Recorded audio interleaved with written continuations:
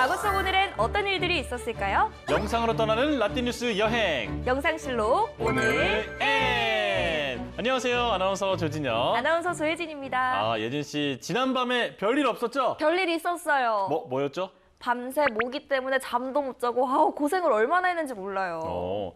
그래서 그런지 약간 목이 좀 잠겨 보이는 것 같기도 하고 네. 눈도 좀 뒤집어지려고 하고 그런 것 같은데. 죽을 것 같아요. 그런데 걱정 마세요. 옛말에 처서가 지나면 모기도 입이 비뚤어진다라는 말이 있거든요.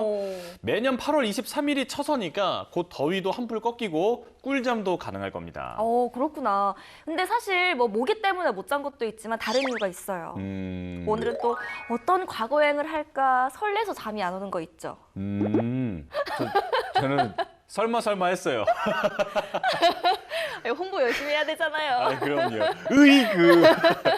그럼 오늘도 얼른 떠나봐야겠죠.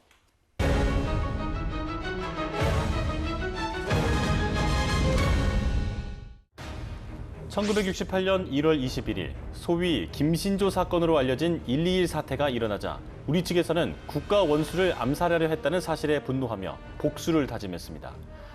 곧바로 북한 침투 작전을 위해 3군에 1개씩 이를 전담할 특수부대를 창설했고 그중 공군 산하에는 684 부대가 창설됐는데요.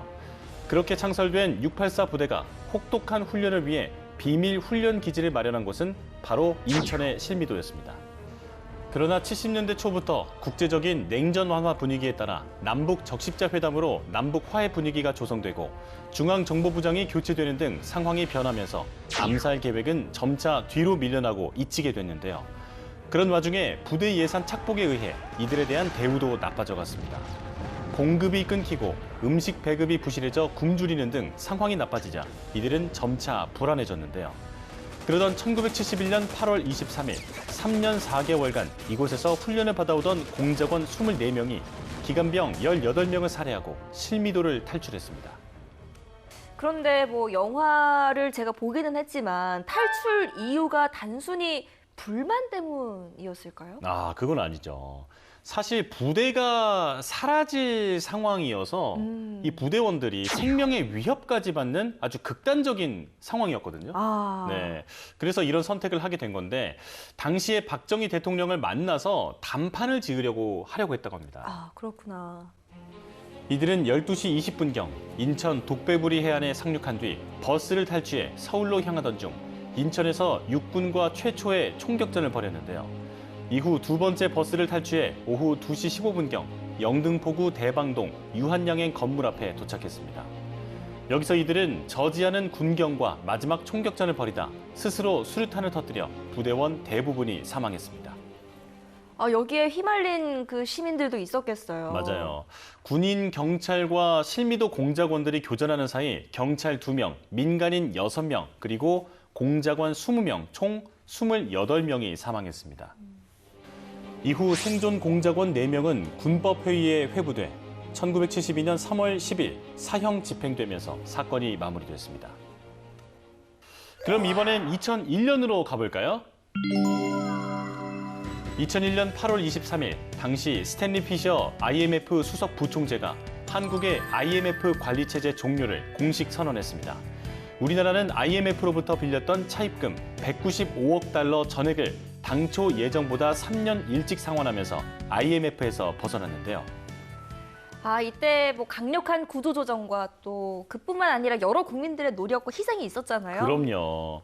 그리고 IMF의 지원을 받았던 대부분의 나라들이 사실 경제가 더 악화됐던 것과는 다르게 우리나라는 예외적으로 외환위기를 아주 빠르게 극복하고 경제를 이전보다 더 회복했다는 점이 세계를 놀라게 했죠. 맞아요. 역시 위기에 강한 민족입니다. 맞아요. 1997년 외환위기 속에 우리나라는 국제통화기금 IMF에 긴급 자금을 신청했습니다. 대우 등 굴지의 그룹이 공중분해됐고 구조조정의 여파로 실직자, 노숙자가 거리로 쏟아져 나왔는데요. 당시 국가적 위기를 극복한 건 바로 온 국민들의 단합된 힘이었습니다. 이때 금모으기부터 아껴 쓰기 운동까지 할 수 있는 노력은 다 했잖아요. 맞아요. 국민들이. 예진 씨는 혹시 이때 기억나세요? IMF 시절이? 기억나지는 않고 제 금 돌반지가 없어진 걸 보고 부모님들이 이제 참여를 하셨구나 알게 됐죠. 전 사실 어렸을 때 어렸을 때였는데 이때 엘리베이터 타는 것도 아끼자라는 그런 분위기가 있었거든요. 오. 전 그래서 저희 집이 12층이었거든요. 저는 12층 많이 올라가고 했었어요, 진짜로. 애국자네요. 저희 엄마 아빠가 그렇게 해야 된다고 말씀하셔서 오. 그러니까 그 정도로 온 국민이 마음을 모았었거든요. 맞아요. 다 진짜 한 마음이었던 걸로 기억을 해요. 맞아요. 외환 위기 당시 39억 달러에 불과했던 우리나라의 외환 보유고는 3년여 만에 1,000억 달러를 육박할 정도로 늘었고 외국인 투자도 배 이상 증가했는데요. 이후로도 계속된 경제 성장에 우리나라는 2018년 이후부터 현재까지 4천억 달러 이상의 외환 보유액을 유지하고 있습니다. 그럼 이번엔 1926년으로 가보겠습니다.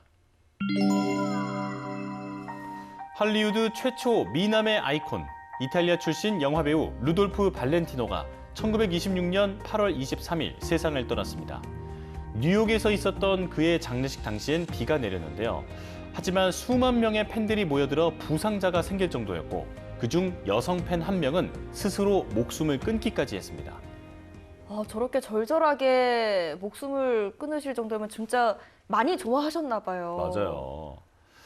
팬들과 조문객을 다 합쳐서 장례식장에 10만여 명이 몰렸다고 합니다. 장례식장에 10만여 명이요? 네. 영화 역사상 최초의 남성 섹스 심벌이었으니까 인기가 어마어마했던 거죠. 아니 근데 사인이 뭐였어요? 천공성 궤양으로 갑작스럽게 세상을 떠났다고 합니다. 아이고. 이탈리아에서 태어난 발렌티노는 18살에 미국 뉴욕으로 건너가 음식점과 증권거래소 안내원, 카페 무용수 등 여러 직업을 전전한 뒤 22살이 된 1915년 헐리우드로 넘어갔는데요. 1921년 묵시록의 내기사의 주인공으로 출연하면서 이약 스타덤에 올라 여성들에게 큰 인기를 끌었습니다. 인기가 절정이었던 31살 젊은 나이에 세상을 떠난 루돌프 발렌티노. 그는 떠났지만 그가 남긴 작품은 이제 헐리우드의 역사로 기록되고 있습니다. 그리고 8월 23일에 또 다른 과거를 살펴보면요. 2008년은 대한민국 야구 대표팀이 베이징 올림픽 야구에서 9전 전승으로 금메달을 딴 날이기도 합니다. 야, 이날 제가 잊을 수가 없어요. 베이징 올림픽에서 금메달. 그렇죠. 대단한 날이었죠. 그래서 이날을 기념해서 야구의 날이 만들어지기도 했죠. 그래요? 그건 또 몰랐네요. 또 1969년에는 백범 김구 선생의 동상 제막식이 서울 남산 야외 음악당 광장에서 열리기도 했습니다. 그런데 특별히 이날 제막식이 열린 이유가 있었어요? 사실 이날은 백범 김구의 생일이기도 했거든요. 추모 20주기를 기념해서 김구의 의로운 뜻을 기르기 위해 세워진 동상은 해외 동포와 각계의 성금으로 제작됐다고 합니다. 그렇구나. 그리고 1973년에는 경북 경주 천마총에서 천마도가 발견되기도 했는데요. 천마도 교과서에서 많이 봤어요. 그렇죠. 천마도의 발견으로 신라 회화 연구에 큰 도움이 됐죠. 자, 이렇게 오늘도 열심히 과거 속으로 달려봤는데요. 영상실록으로 만나본 오늘의 과거, 여러분은 어떠셨나요? 그럼 다음 시간 더 알찬 이야기로 만나요.